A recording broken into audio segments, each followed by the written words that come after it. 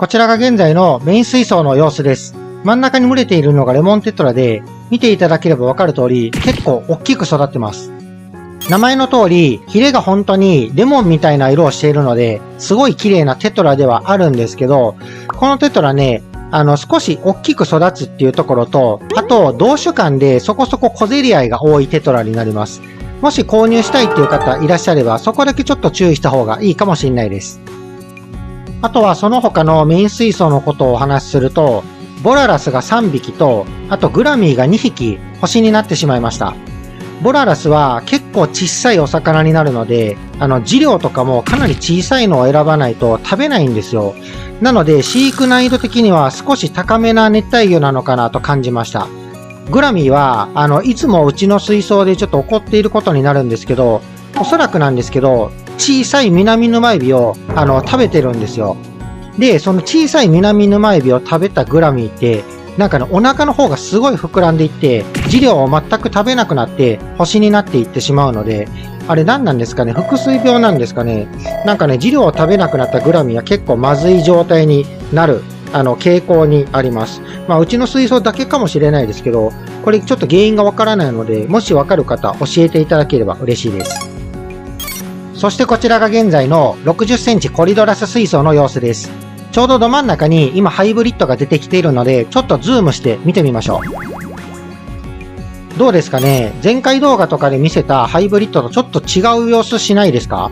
特に腹びれが今までのハイブリッドって結構黄色みがかった感じのハイブリッドだったんですけど、今回生まれたハイブリッドって腹びれも特に黄色くなく、つぶつぶ模様の入り方も結構なんか違う感じしないですか？なので、ジュリーか、もしくはシミリスか、あとうちの水槽にいる個体で言うとね、パレアトゥスとかもいるんですけど、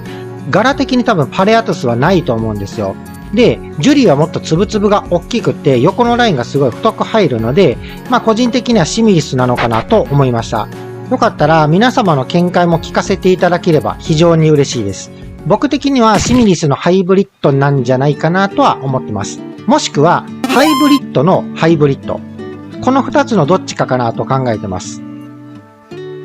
ちなみに冒頭で映っていた上に浮いている草なんですけど、これ浮き草じゃなくってスクリューバリスネリアなんですよ。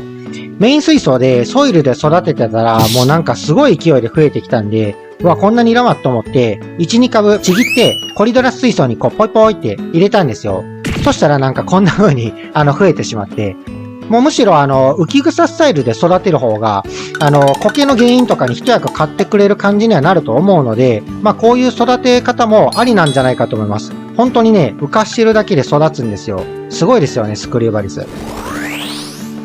で、こちらが、見た目がかなりパンダ寄りのハイブリッドの様子です。今ね、ちょっと尻びれの様子がかなり悪いので、単体でちょっと隔離している状態です。なんかね、尻びれがね、少しずつボロボロになっていって、ある日エビに結構攻撃されているのを見つけたので、これはまずいと思って、隔離しました。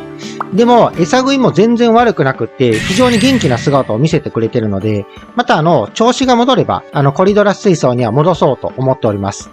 ちょっとね、尻びれの様子が撮影できないので、こちらのハイブリッドの様子皆様にお伝えしにくいんですけど、ハイブリッドって結構尻びれに模様が入ってるか入っていないかで、見分けつけやすいんですよ。なのでまた60センチ水槽に戻した時に動画化しますので、ぜひそちらの方で確認していただければ幸いです。ちなみに、うちの水槽で生まれてるハイブリッド、これは予測でしかないんですけど、おそらくこのゴールデンパンダがすべての父親になってるんじゃないかと思います。以前にもコメントでちょこちょこといただいてたことがあるんですけど、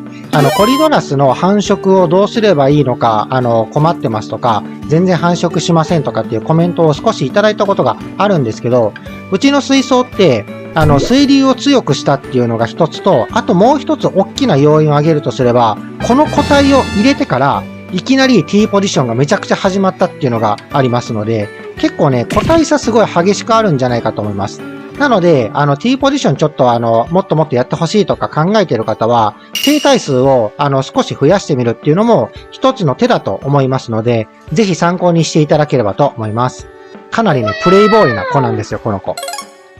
途中からかなり動画のテイストが変わっちゃったと思うんですけど、僕新しいマイクとカメラを買ったんですよ。で、マイクとカメラを買った理由の中に、アクアリウムもちょっと音声付きでお届けしたいなっていうのもあったので、これからはアクアリウムの動画をお届けするときも、できればこういうスタイルで、今後は進めていこうと思っておりますので、字幕テロップ入れることもあるとは思いますが、また次回の動画もぜひお楽しみにしていただければ嬉しいです。また感じたこととぜひコメントください。お待ちしております。ではこの動画良ければ高評価、チャンネル登録もぜひよろしくお願いいたします。